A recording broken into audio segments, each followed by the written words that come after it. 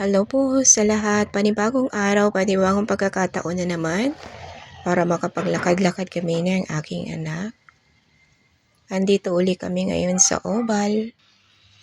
Ayan. Medyo nag-aago pa lang ang liwanag at ang dilim.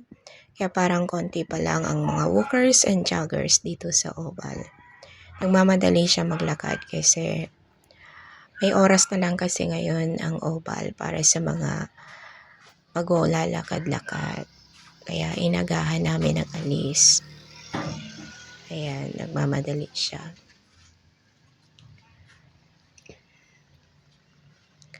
Mga wala pang 6:00, umalis na kami ng bahay, mga 5:30. Kaya medyo madilim-dilim pa. Ayan, nandito na kami sa entrance ng aking anak. Ayan, may nagpupukpuk. Ayan, ang aking dalaga. My one and only.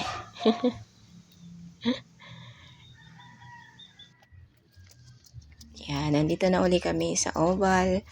Kaya may mga naglalakad na rin dito at may mga joggers na din.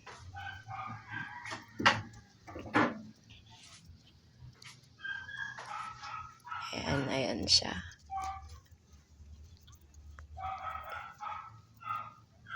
Medyo malamig-lamig din kasi ngayon kaya balot na balot siya. O, diba? Ayan. Maraming salamat sa lahat ng mga nanonood. Ayan ako. Ayan. Ako naman hindi naglalakad ng matagal. Basta pag napagod ako, stop na ako. Hindi ko ipinapwersa. Okay na sa akin yung makapag-walking ako ng 45 minutes, 30 to 45 minutes. Pag nakaabot ako ng 1 hour, swerte na. Ayan. Usually, nakakaikot ako dito ng 6 or 7. Pagkatapos nun, ayaw ko na. Papahinga na ako kasi maglalakad din kami palabas eh. Kaya hindi ko sinasagad ang sarili ko. Kasi pag sinagad ko ang sarili ko, mapapagod ako ng husto. Hindi na naman ako makakapag kilos-kilos sa bahay.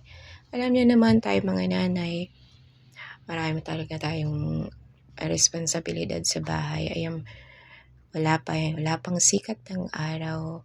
Masyado pang tahimik ang kapaligiran.